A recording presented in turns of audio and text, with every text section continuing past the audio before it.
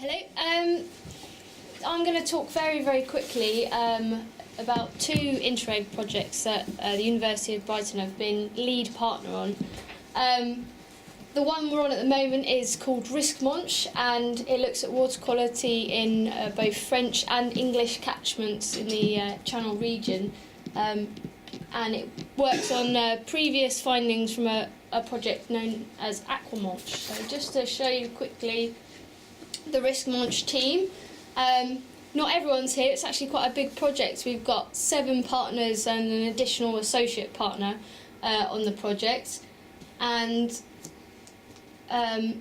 just to give you an idea of what we aim to do with this project, our previous project, Aquamonch, was about perceiving risk and assessing that risk, but with the Risk-Monch project, it's that step further that we're going, and we're looking at risk management as our future destination with this work. Our catchment that we work on, I was discussing earlier that this work doesn't necessarily apply to specifically this catchment, but this is our local catchment, and it allows us to collect a lot of data, which allows us to then test our methods. So this is the River Ouse in Sussex, and we've chosen 30 sampling sites for this catchment because we're looking at modelling work, which is data hungry, and we've specifically chosen these sites as it allows us to look at spatial distribution of the whole catchment. So each of these sample sites is positioned on one of each of the tributaries. We've got a few extra sample sites on 2 particular streams because we know there are problem streams that we have higher levels of fecal pollution in them. So we've concentrated on those, largely because we also have associations with South East Water, our local water companies, and the Environment Agency, who are also concentrating on those sites. We have 14 different parameters that we look at, but I'm not going to talk about them all here.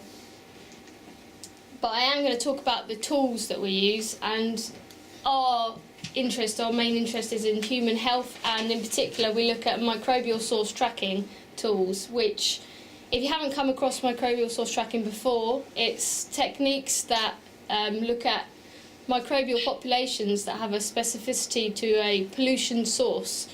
These ones in particular that we concentrate on are bacteriophages, which are viruses which infect bacteria, and they're great because they have high specificity to their hosts, which in turn have high specificities to their sources.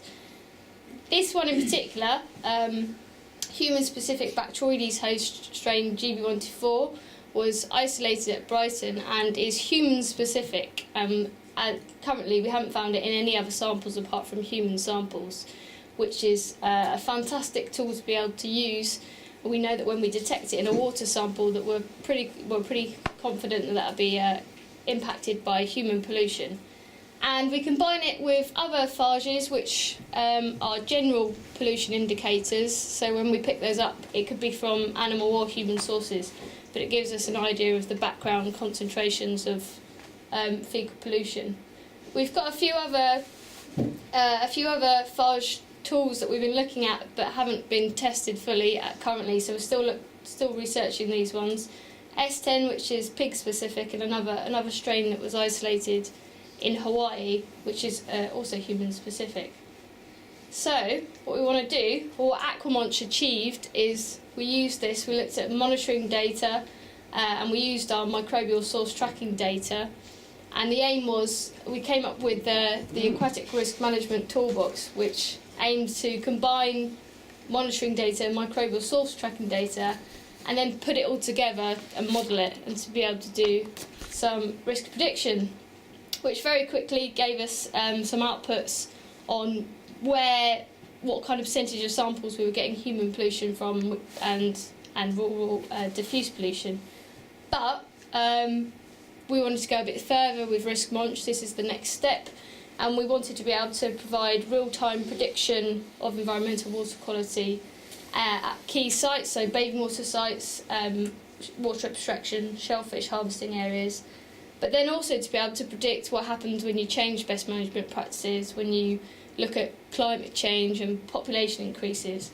So, brings me on to my last slide, which basically is what we've decided to do, and we've selected a model which is a open access free. It's free on the internet. You'll be able to download it into an ArcGIS format. It's called the Soil and Water Assessment Tool, and we're using this model to try and to achieve that and to be able to predict water quality.